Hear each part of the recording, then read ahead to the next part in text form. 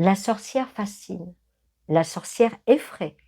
Elle traverse les âges, pardon, toujours entre ombre et lumière. On la dit magicienne du mal, on la montre avec un chapeau, un balai, un chaudron, mais derrière ces images figées, il y a des histoires, des croyances, des symboles qui remontent à la nuit des temps. Aujourd'hui encore, la sorcière vit dans les contes, dans les traditions, dans les peurs et dans les fêtes comme Halloween. C'est ce voile entre mythe et réalité que nous allons lever ensemble au fil de ce voyage. Bienvenue dans Voyage dans l'inexplicable. Je suis Lorraine Jourdain, plus connue sous le nom de Lexa Marot. Je suis médium clairaudiente, auteure et conférencière. Je vais vous emmener au cœur des symboles, des anecdotes oubliées et des pratiques qui entourent la sorcière. Un chemin entre passé et présent, entre imaginaire et vécu spirituel, pour redécouvrir ce personnage si mystérieux, aux racines du mythe. Avant le mot sorcière, il y avait des femmes, de savoir et de soin. Elles connaissaient les plantes, les racines, les fleurs, les feuilles et les graines. Elles savaient cueillir au bon moment, sous la bonne lune et dans la bonne saison. Elles transformaient les simples en remèdes, en infusions, en baumes, en cataplasmes. Ces femmes soignaient les corps, apaisaient les douleurs, aidaient les naissances, guidant la mère et protégeant l'enfant. Elles savaient lire la nature, observer les cycles, comprendre le langage des saisons et le rythme de la lune. Chaque cycle portait un sens, chaque saison apportait un message, chaque phase de la lune était un signe à respecter. Elle savait quand planter, quand récolter, quand préserver et quand laisser reposer la terre. Ces femmes étaient des gardiennes du savoir ancien, de l'équilibre avec la nature et, et des secrets transmis de génération en génération.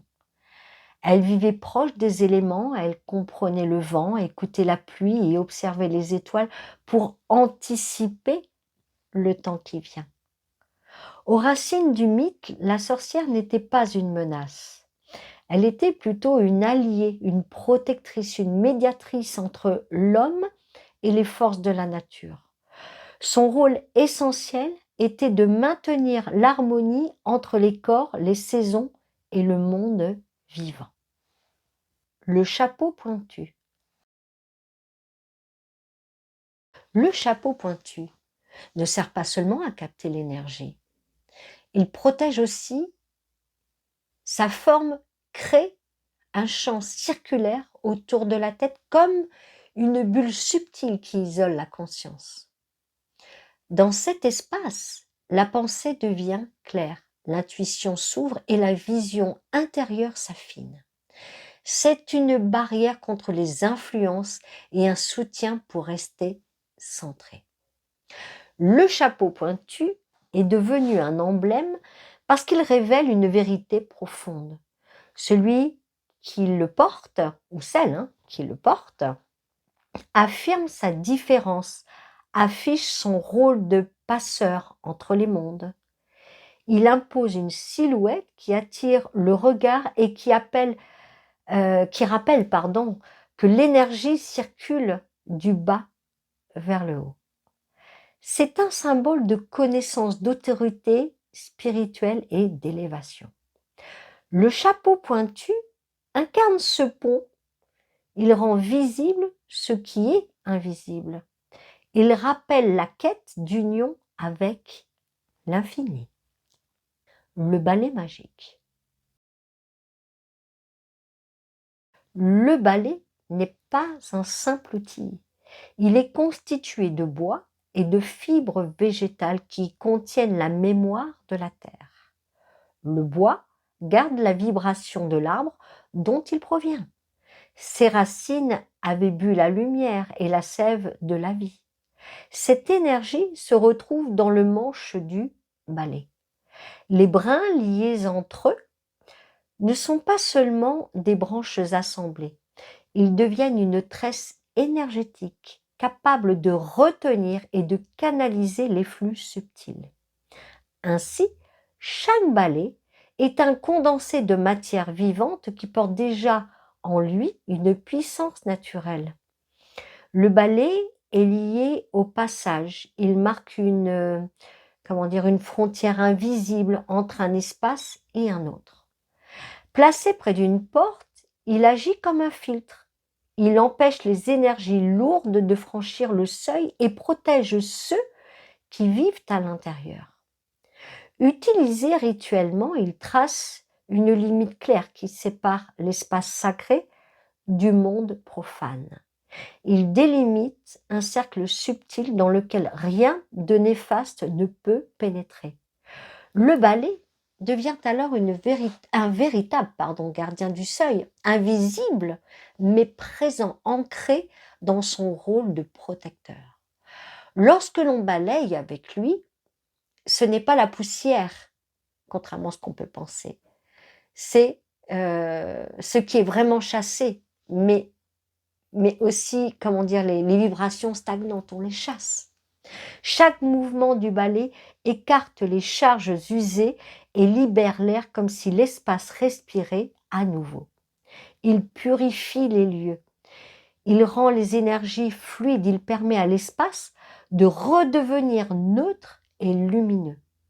Ce geste est simple, mais il agit en profondeur parce que le balai déplace autant l'air subtil que l'air matériel. Le balai est aussi un prolongement du corps. Il agit comme un support pour la conscience qui s'élève lorsqu'un état de transe ou de vision s'installe. Il sert de vecteur, un point d'appui pour l'âme qui quitte ses limites et voyage ailleurs. Ce n'est pas un vol physique, voilà. C'est un vol plutôt intérieur, une traversée de l'esprit vers des espaces subtils. La sensation de flottement, de légèreté, d'arrachement à la gravité est réelle pour celui ou celle qui vit l'expérience. Le balai incarne alors le véhicule énergétique de ce voyage invisible.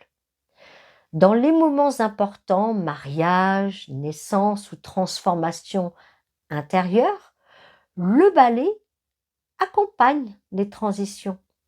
On franchit symboliquement le balai pour marquer l'entrée dans une nouvelle étape de vie. Il agit comme un seuil vivant, un passage entre ce qui était et ce qui devient. Il scelle le changement et protège le chemin qui s'ouvre. Le balai est bien plus qu'un objet, il est un canal d'énergie, un gardien silencieux, un compagnon des voyages intérieurs. Un outil de purification et un symbole de passage. Il incarne quoi? Il incarne la liberté, la protection et l'équilibre entre les mondes. Le chaudron. Parlons un peu de ce chaudron si emblématique à la sorcière. Le chaudron est rond, il accueille la vie, il rassemble la famille, il unit les êtres. Au centre du foyer, il réchauffe, il nourrit, il donne force. Il est matrice, il est ventre, il est contenant sacré. Dans son cercle d'airain se rejoignent la matière, le feu et l'eau. Dans le chaudron, tout change de nature. Les herbes deviennent remèdes, l'eau devient vapeur, la nourriture devient énergie. C'est le réceptacle où la matière brute se transforme en essence subtile. Chaque préparation est une alchimie silencieuse. Le visible et l'invisible s'y mêlent en harmonie. Le chaudron est un miroir du cycle de la vie où la mort devient renaissance, où l'ancien devient nouveau. Il est la coupe cosmique où se rencontrent la terre et l'esprit.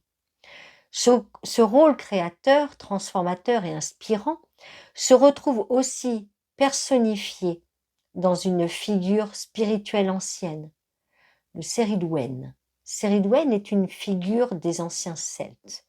Elle est connue comme une femme sage, gardienne d'un chaudron sacré. Ce chaudron n'est pas ordinaire. Il contient l'énergie de l'inspiration, la connaissance profonde et le pouvoir de transformer l'âme. Céridwen incarne la métamorphose. Elle est gardienne de savoir, mère de transformation, maîtresse de l'inspiration. Son chaudron est une matrice, un lieu de passage où ce qui est brut devient lumière, où ce qui est lourd se purifie, où ce qui est limité s'ouvre à l'infini. Dans la vibration de Céridwen, le chaudron devient une conscience vivante. Il n'est pas seulement un récipient, il est un creuset spirituel, un espace où la sagesse intérieure se révèle et s'amplifie. C'est pourquoi, lorsque l'on parle du chaudron, on parle aussi de Céridwen. Peut-être avez-vous déjà entendu parler de Céridwen. Donc, elle symbolise la connaissance cachée, le pouvoir de créer et de recréer, le cycle éternel de destruction et de renaissance. Le chaudron a traversé les contes, les récits, les histoires. On le retrouve partout comme signe de magie et de mystère. Parce que chacun sent qu'il représente plus qu'une simple marmite. Il incarne le pouvoir de transformer la réalité, de créer à partir de rien, de faire surgir l'inattendu. C'est pourquoi, dans l'esprit, le chaudron reste lié à la sorcière, à la magicienne, à la passeuse entre les mondes. Le chaudron est comme un centre vibratoire, comme un vortex énergétique. Il attire les forces, il concentre la puissance, il harmonise les éléments. Il est le cœur battant de la pratique spirituelle, là où les intentions prennent forme et deviennent réalité. Le chaudron est un monde, un univers miniature où tout peut naître, où tout peut renaître. Les animaux familiers. Et en ce qui concerne les animaux, qu'en est-il? Depuis toujours, les sorcières sont entourées d'animaux qui dépassent la simple présence matérielle. Ces compagnons sont des alliés subtils, capables de vivre entre deux plans à la fois, le visible et l'invisible. Ils ouvrent des portes entre les réalités, ils font circuler l'énergie, ils apportent guidance et protection. Le chat noir est un protecteur silencieux.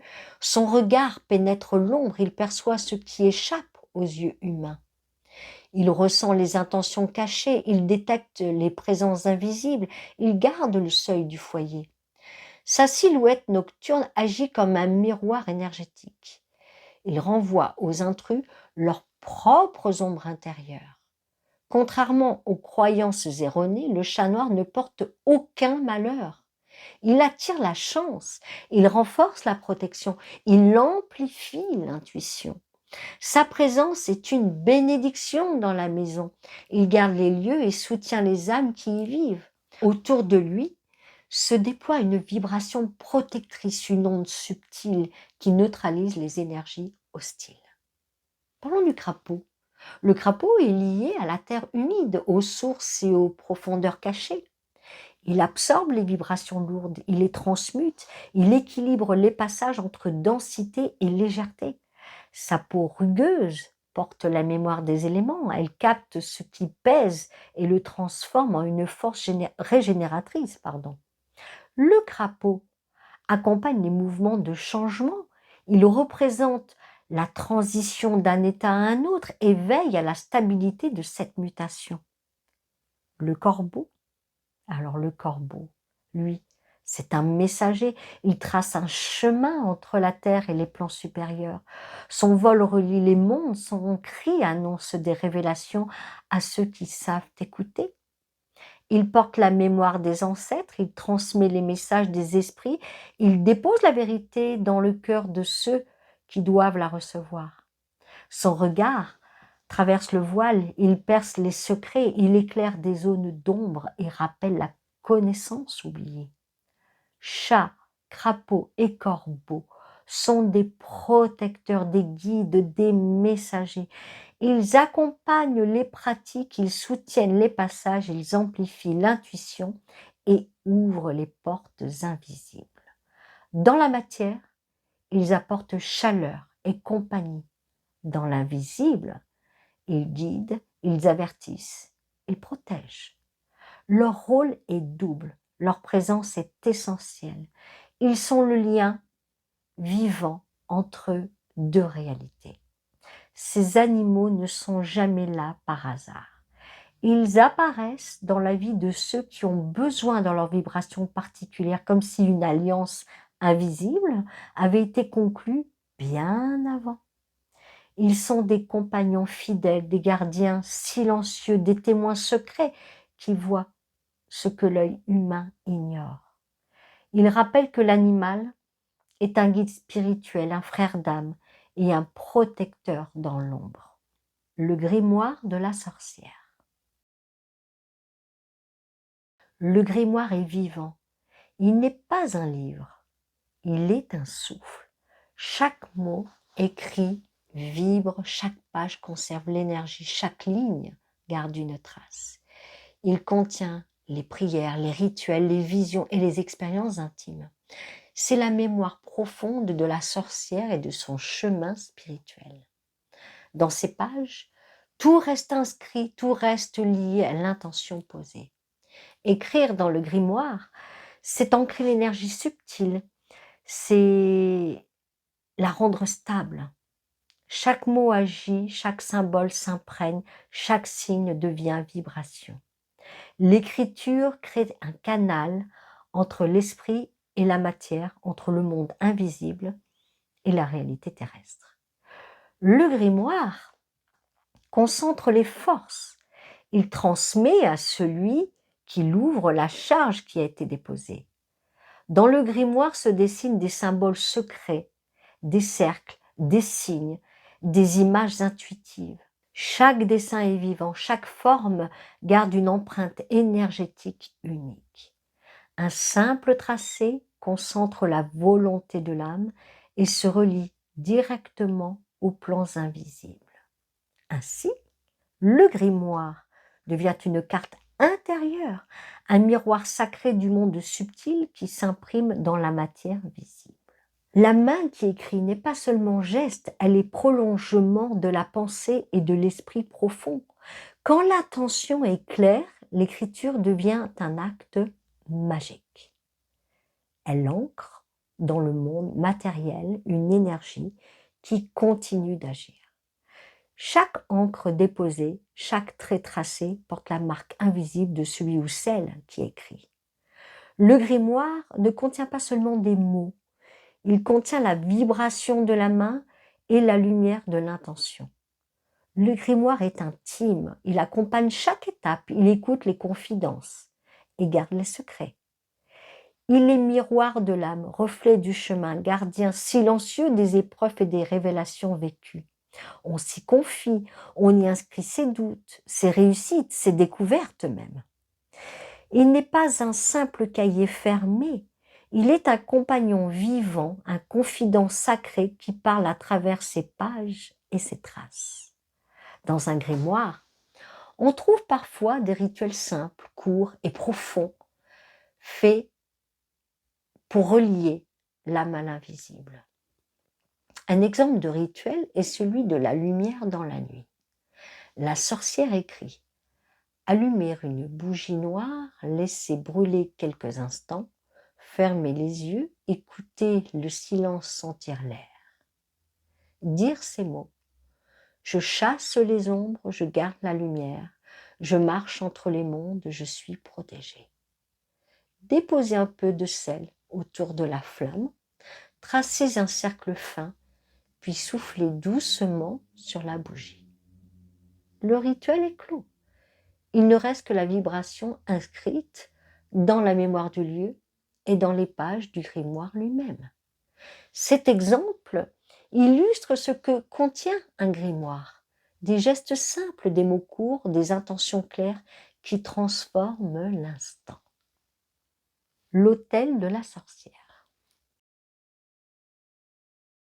L'autel est le cœur, c'est le centre sacré, le point d'ancrage énergétique.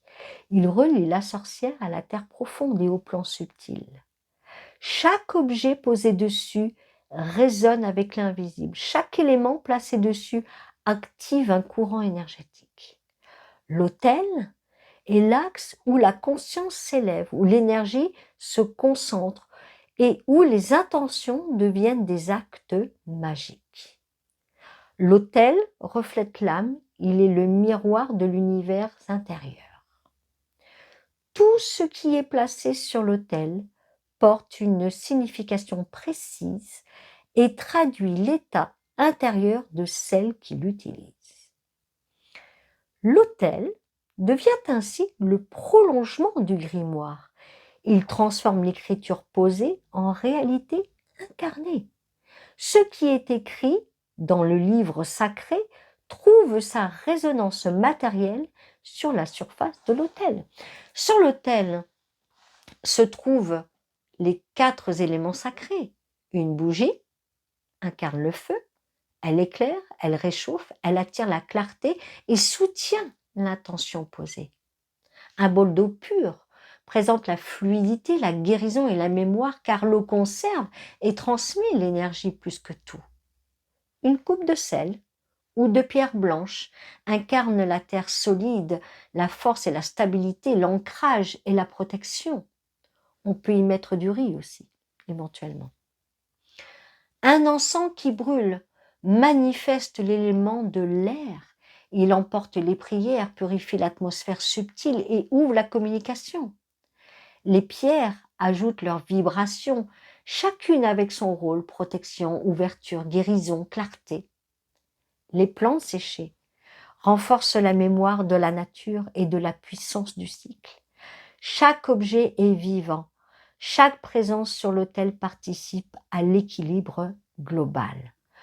L'autel doit être consacré, il doit être purifié pour devenir espace sacré.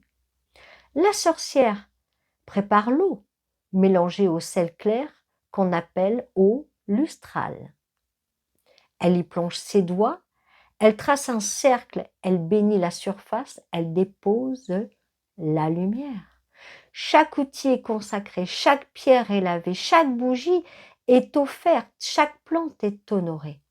La consécration charge l'autel, elle l'ouvre à l'énergie, elle le relie au plan et elle en fait un lieu vivant et vibrant.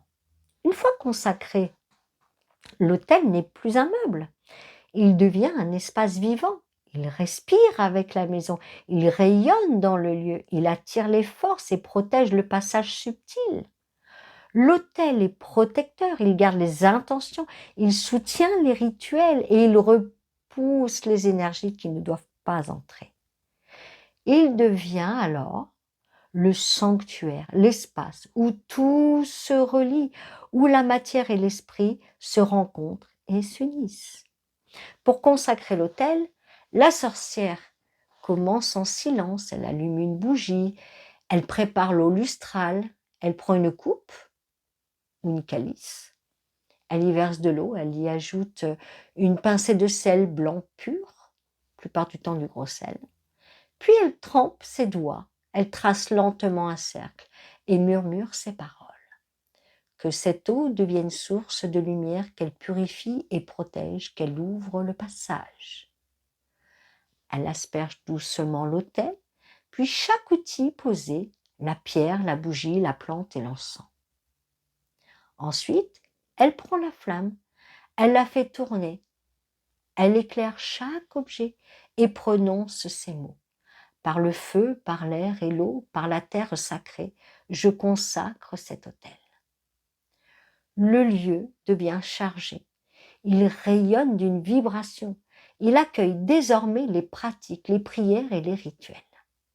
La consécration est terminée. L'autel est vivant, il est sanctuaire, il est protecteur, il est lien entre les mondes.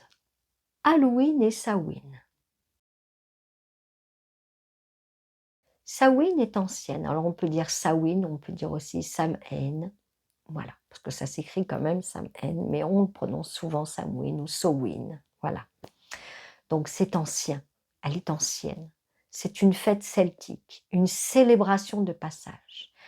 Elle marque la fin, elle ouvre un cycle, elle relie deux mondes. C'est la fête des morts, c'est le temps sacré où le voile s'affine. Les esprits circulent librement, les vivants honorent les ancêtres et la nature bascule. Les jours raccourcissent encore, l'obscurité prend place et le feu veille. Samhain unit les vivants, les morts et les esprits. Les ancêtres sont présents, ils se rapprochent doucement, ils guident et protègent. Les âmes errantes passent, elles cherchent la lumière, elles réclament un signe. Les vivants allument des feux, ils déposent des offrandes, ils laissent une place. Le foyer devient passage, la maison devient temple, la nuit devient pont. Lorsque Halloween s'est formé, bien plus tard dans l'histoire, la figure de la sorcière a été liée à la fête. Elle incarne la médiatrice, celle qui comprend les cycles, celle qui parle aux esprits. Sa silhouette sombre captive, son pouvoir inspire la crainte, mais aussi la fascination. Halloween a retenu son image, l'a placée au centre, l'a fait devenir icône. La sorcière veille la nuit, elle incarne la sagesse et garde le secret. Lors de Samhain ancien, on portait des costumes, on couvrait le visage. Les masques servaient à tromper les esprits errants perdus qui cherchaient une forme. Les feux brûlaient haut, ils guidaient les ancêtres, ils repoussaient les ténèbres. Chaque récit d'épouvante, chaque histoire de nuit n'était pas distraction. Il servait d'avertissement. Il rappelait aux vivants que l'ombre existe toujours. Les récits nourrissaient la mémoire, ils enseignaient le courage et l'importance de l'équilibre.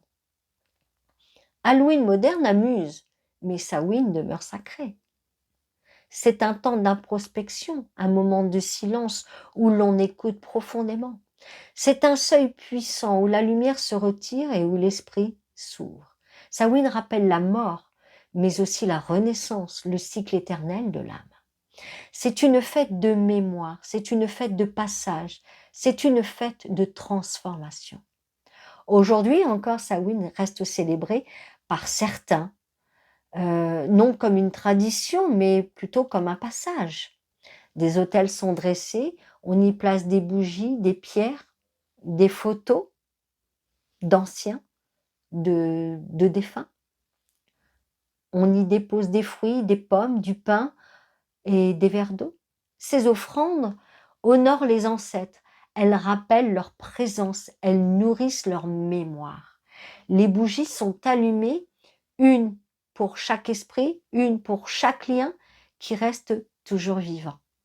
La méditation accompagne la veille, le silence ouvre la porte, la prière trace le chemin. Certains écrivent des lettres qu'ils brûlent dans la flamme afin d'envoyer leurs mots au-delà du voile fin. Samhain aujourd'hui encore relie, elle console, apaise, éclaire le chemin entre la mort et la vie. Connaissez-vous cette fête-là? Cette fête païenne? Les sorcières de Salem. Salem était une colonie fondée par des puritains très stricts. La société était rigide, obsédée par la morale et le contrôle permanent du groupe. Chaque geste était surveillé, chaque mot jugé, chaque différence suspectée. La peur gouvernait les cœurs, différentes peurs, hein, la peur du diable, peur des maladies, peur des attaques indiennes, peur de l'inconnu toujours menaçant.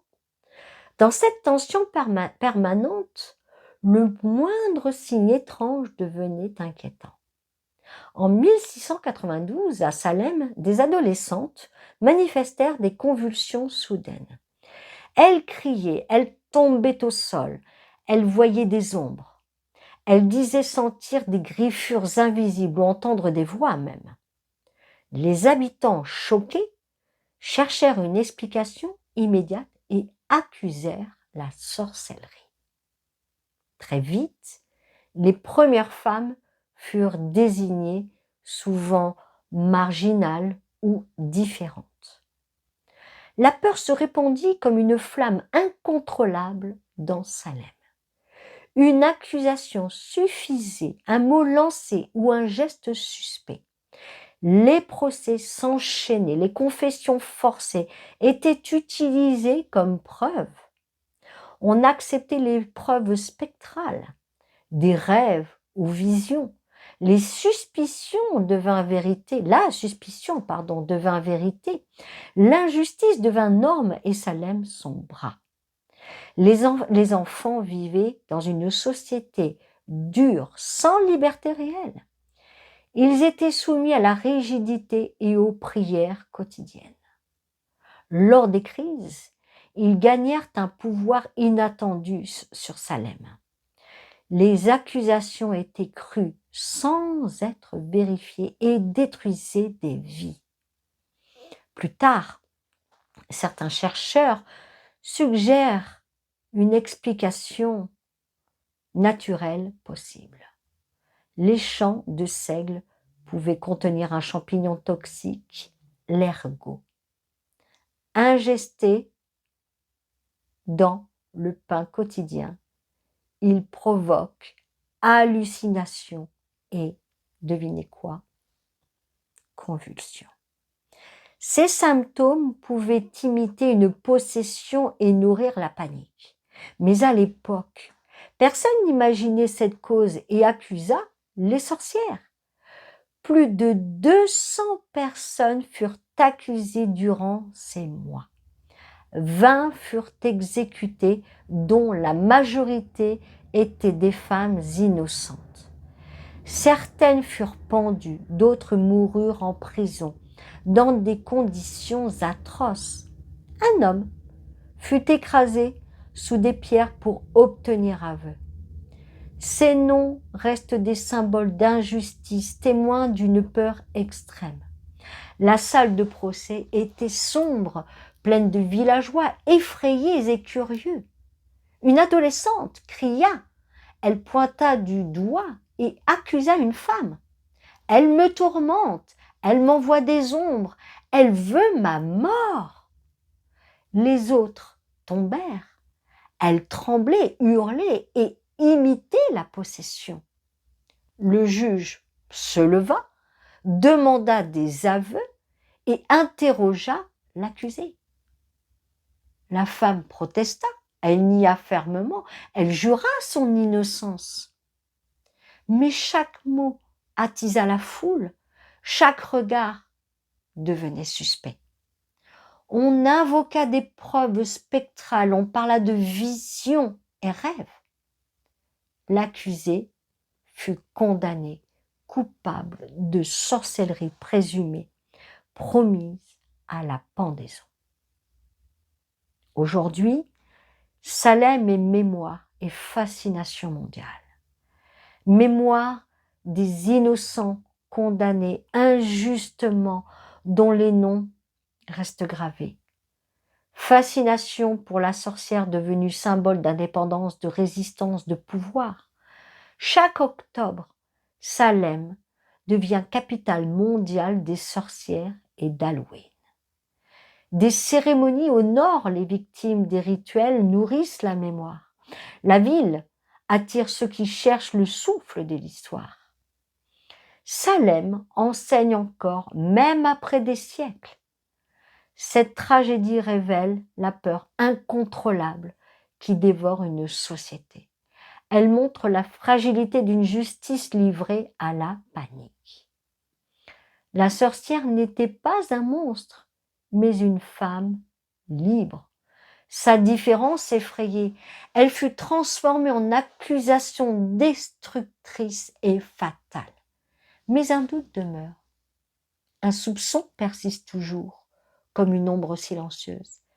Est-ce seulement hystérie ou bien quelque chose de plus profond encore? Une présence subtile des forces invisibles réveillées par la peur?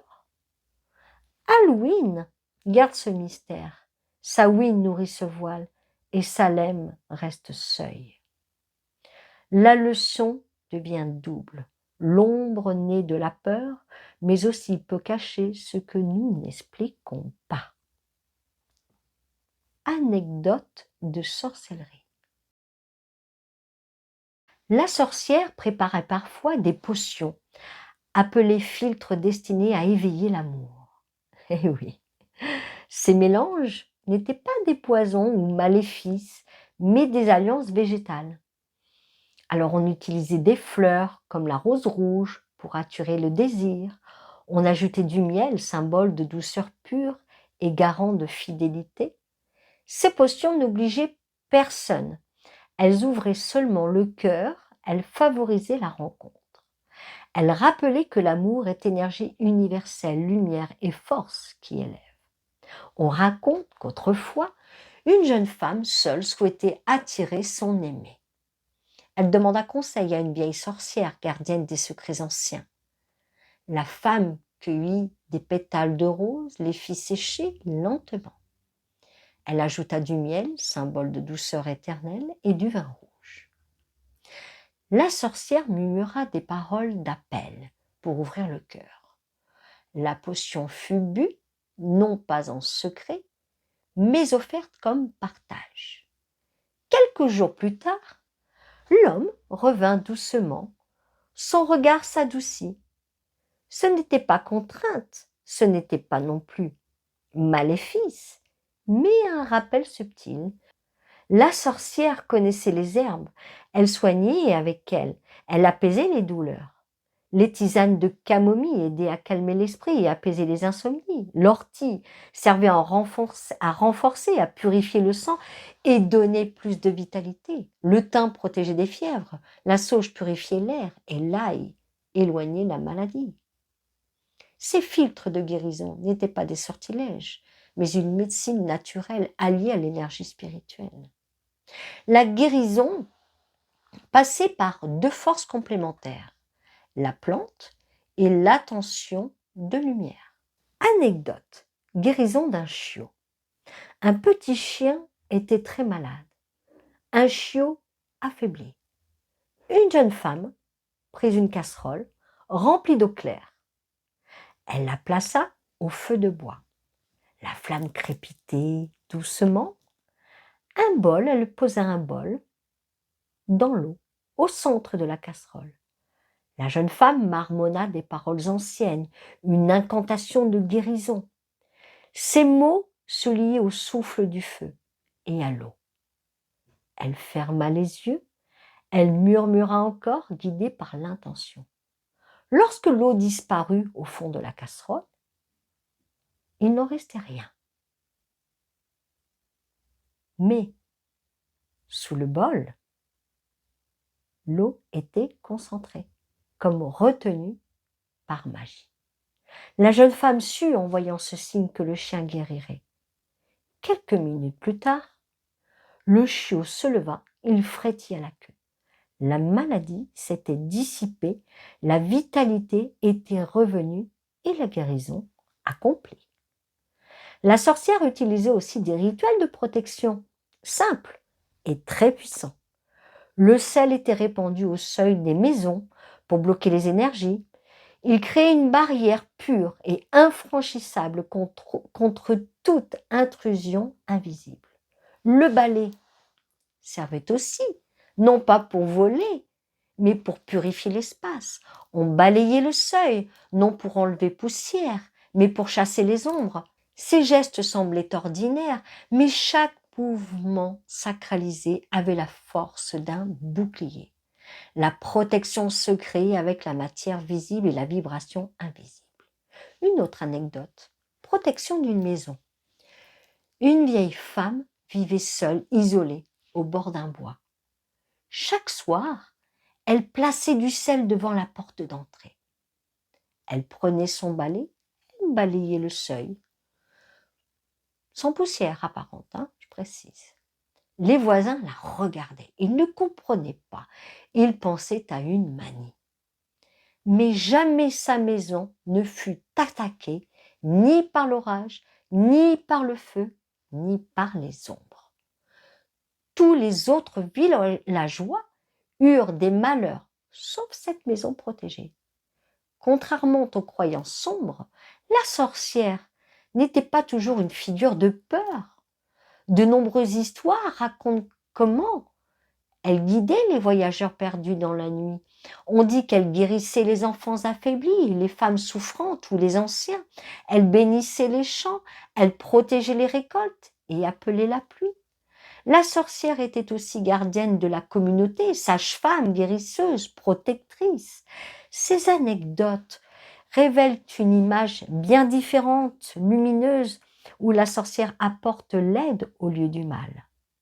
Une autre anecdote, la pluie des champs. Un été fut si sec que les récoltes brûlaient lentement. Les paysans prièrent, mais aucune pluie ne venait du ciel.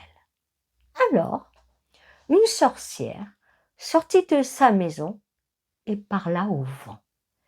Elle plaça 3 pierres au centre du champ et alluma un feu. Elle murmura aux nuages, elle traça des signes, elle souffla sur l'air. Quelques heures plus tard, le tonnerre gronda et la pluie tomba. Les champs furent sauvés et les paysans remercièrent celle qu'ils craignaient hier. Ces anecdotes de sorcellerie montrent une pratique vivante où l'énergie sert toujours. Elles rappellent que la magie n'est pas destruction ni chaos, mais alliance avec la vie. Chaque potion, chaque rituel, chaque geste, répété doucement, était un acte sacré. Derrière les histoires anciennes se cache une vérité. La sorcière relie le monde, protège, guérit et éclaire. La sorcière dans les contes et la culture. Dans les contes anciens, la sorcière apparaît souvent sous des visages multiples. On la retrouve cruelle, protectrice ou ambivalente, gardienne d'un seuil mystérieux. Baba Yaga, en Russie, vit dans une hutte posée sur des pattes. Elle incarne la terreur, mais aussi la sagesse, car elle teste l'âme. Hansel et Gretel, enfants, se perdent dans la forêt. Ils trouvent une maison. La sorcière cannibale attend, elle attire les enfants et incarne la peur. Mélusine, en époque médiévale, est une femme serpente, magicienne et protectrice des lignées. Elle porte l'ambivalence, belle et terrifiante à la fois, humaine et surnaturelle unie. Dans ces récits populaires, la sorcière était souvent présentée comme un monstre. Elle mangeait les enfants, elle maudissait les récoltes, elle incarnait le mal. Mais d'autres histoires montraient une sorcière différente, ambivalente, protectrice et parfois bienveillante. Elle donnait des conseils, elle offrait des talismans, elle aidait les voyageurs. Cette double image montrait que la sorcière représentait les peurs et les espoirs. Elle était miroir vivant des forces incontrôlables de la nature et de l'inconscient collectif humain. Avec la littérature moderne, la figure de la sorcière devint encore plus riche. Dans les romans gothiques, elle incarna le mystère, l'ombre et le désir. Dans les contes romantiques, elle fut muse cachée, femme libre et inspiratrice. Au cinéma, son visage a pris 1000 formes, terrifiantes ou séduisantes encore. Des méchantes sorcières dans Hocus Pocus, Magicien d'Oz, à la puissante Morgane. Des films d'horreur modernes aux sages fantastiques, la sorcière reste centrale. Elle incarne la différence, elle symbolise la magie et garde une place essentielle. Derrière les récits populaires se cache une vérité spirituelle sur la place de la sorcière. Elle est gardienne des seuils, maîtresse des épreuves initiatiques et miroir des âmes. Le conte n'est pas seulement une distraction ancienne, mais une transmission profonde. Il révèle aux enfants et aux adultes que l'ombre existe toujours, mais que l'ombre cache souvent une vérité, une lumière à découvrir. La sorcière des contes n'est pas seulement peur, elle est guide voilée. Les sorcières modernes. Aujourd'hui, la sorcière n'est plus seulement une figure de peur. Elle renaît au monde dans des pratiques spirituelles modernes et assumées. Le Wicca s'impose comme courant néo-païen ancré dans la nature. Elle relie les cycles, elle honore les saisons et les forces élémentaires. Le néo-paganisme s'étend en diverses traditions spirituelles adaptées au présent. Toutes ces voies modernes placent la sorcière encore au centre du sacré. La lune demeure essentielle dans les pratiques modernes de la sorcellerie contemporaine. Chaque phase lunaire guide le rythme des rituels et l'énergie de l'âme. La nouvelle lune ouvre des temps d'introspection profonde et de renouveau. La pleine lune amplifie les prières et intentions, elle illumine les consciences. La lune décroissante purifie, elle permet de libérer les poids et les blocages. La lune montante inspire, elle nourrit la croissance et renforce la vitalité. Cette reliance lunaire rappelle que la sorcière vit au rythme du cosmos. Les sorcières modernes se réunissent encore en cercle pour honorer les cycles. Elles célèbrent les sabbats, fêtes saisonnières héritées des traditions anciennes celtiques. Elles pratiquent la magie verte où les plantes deviennent alliées de la guérison. Des autels sont dressés avec des bougies, pierres, offrandes et symboles élémentaires. Les rituels utilisent le sel, les herbes, les encens, les chants et la méditation. Chaque geste rappelle l'union entre l'humain et la nature, entre l'invisible et la matière. Aujourd'hui, la sorcière incarne bien plus qu'une pratique. Elle est aussi symbole, symbole d'indépendance profonde, symbole de liberté intérieure, symbole de féminité sacrée. Elle ne vit plus dans les marges cachées, mais s'affirme au grand jour. Elle assume ses choix, elle revendique ses racines et honore sa lignée. La sorcière du présent n'est plus une ombre, mais une lumière debout. Elle inspire les femmes, elle guide les chercheurs, elle relie les mondes. Héritage et renaissance. La sorcière traverse le temps, elle a changé de visage, mais jamais disparu totalement. D'un monstre de peur, elle est devenue guide, gardienne et lumière intérieure. Elle incarne un archétype universel et intemporel présent dans chaque culture. De Baba Yaga ancienne à la sorcière moderne, son essence reste vivante. La sorcière nous enseigne que la nature parle, que l'ombre révèle lumière et que le sacré demeure. Avec Halloween, nous souvenons, nous honorons les ancêtres et nous célébrons la magie. C'est un héritage ancien, c'est une renaissance moderne, c'est un chemin éternel. Alors je vais vous offrir une petite incantation de sorcellerie pour qu'elle veille sur vos vies. Répétez après moi. Par la flamme, par l'eau et l'air, par la terre sacrée, que la lumière veille, que la chance coule et que la paix demeure. Et vous qui écoutez, pratiquez-vous la magie? Avez-vous rencontré un sorcier? Avez-vous déjà vécu une expérience de rituel ou un signe étrange? Êtes-vous vous-même sorcière ou sorcier du quotidien dans vos gestes secrets? Je vous invite maintenant à partager en commentaire vos expériences et ressentis. Si ce voyage vous a plu, cliquez sur le pouce pour soutenir la chaîne. Vous savez aussi que vous pouvez booster cette vidéo pour qu'elle monte au premier plan dans les recherches YouTube, pour donner plus d'élan à cette vidéo magique. Abonnez-vous dès maintenant, activez la cloche, aussi pour ne rien manquer. Et je vous dis à très bientôt encore pour un nouveau voyage dans l'inexplicable.